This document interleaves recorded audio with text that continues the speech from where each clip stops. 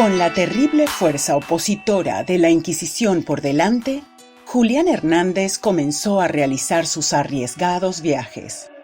Su audacia y valor eran extraordinarios y vez tras vez logró introducir abundante cantidad de Nuevos Testamentos y otra literatura reformista en su país, hasta que finalmente fue traicionado y entregado en manos de sus perseguidores para ser quemado en la hoguera. Sin embargo, la labor de Julianillo no fue infructuosa, ya que antes de su captura logró esconder el precioso contrabando en varios sitios a lo largo del recorrido de su huida. Uno de estos lugares fue nada menos que un claustro de monjes católicos llamado San Isidoro del Campo.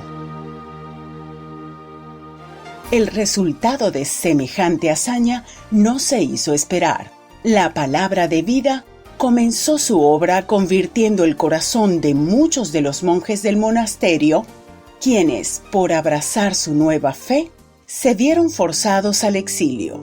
Entre los primeros que huyeron de España encontramos a Casiodoro de Reina, quien en su deambular por las ciudades protestantes de Europa comenzó una ardua labor que se refleja en su amonestación.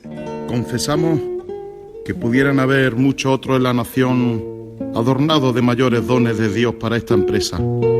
Mas Dios no les ha dado el querer ni el atrevimiento, ocupados por ventura en otras cosas a su parecer más importantes, y tampoco tenemos por qué entremeternos en este juicio, pues ellos verán qué cuenta darán en el juicio de Dios del buen o mal empleo de sus dones.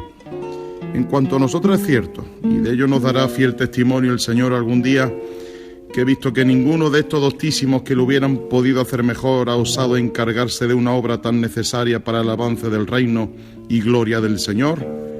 El dolor de la falta que la Iglesia padecía en esta parte nos dio el ánimo que nunca nos hubiera podido dar la sola consideración de nuestra fuerza, así para comenzarla como para hacerla llegar a este punto. Y ninguna duda tenemos de que nuestro trabajo no haya sido agradable a Dios por la continua asistencia de su favor, mediante el cual hemos podido llevar una carga tan pesada, tan estorbada de Satanás, tan poco ayudada de hermanos, y por tantos días.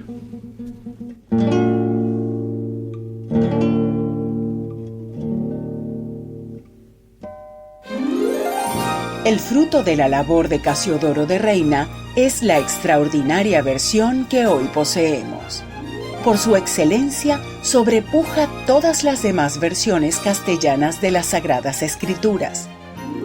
La pureza de sus expresiones constituye para la prosa española un aporte monumental no reconocido.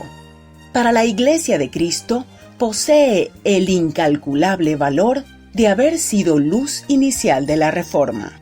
Hoy, como ayer, por más de 4 siglos, sus felices giros de expresión unen el pensamiento cristiano y son punto de concurrencia de las promesas y de la voluntad de Dios para sus hijos.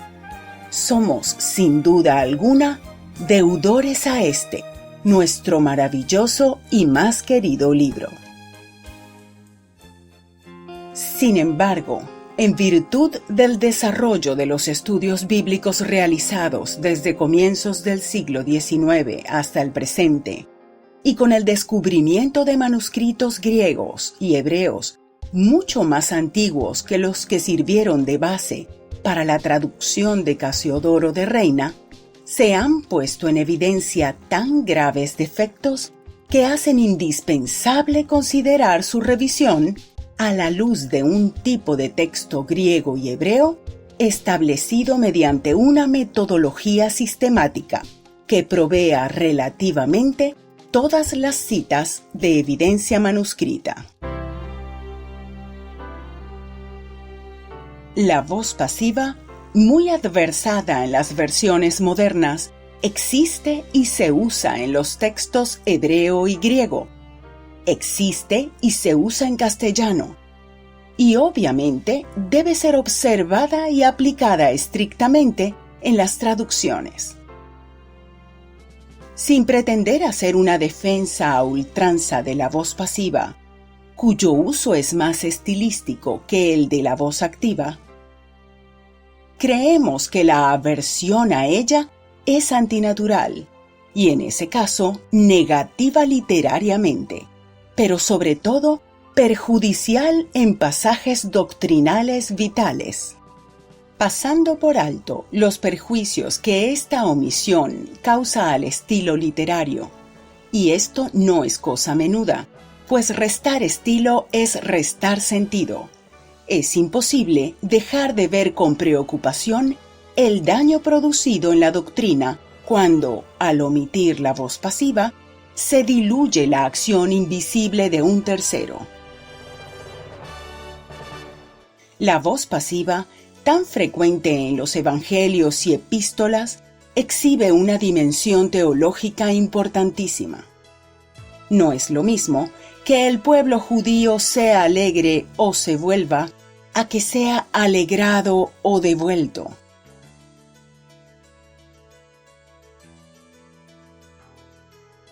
No es lo mismo que Pablo esté seguro a que haya sido persuadido, y así innumerables pasajes convenientemente señalados.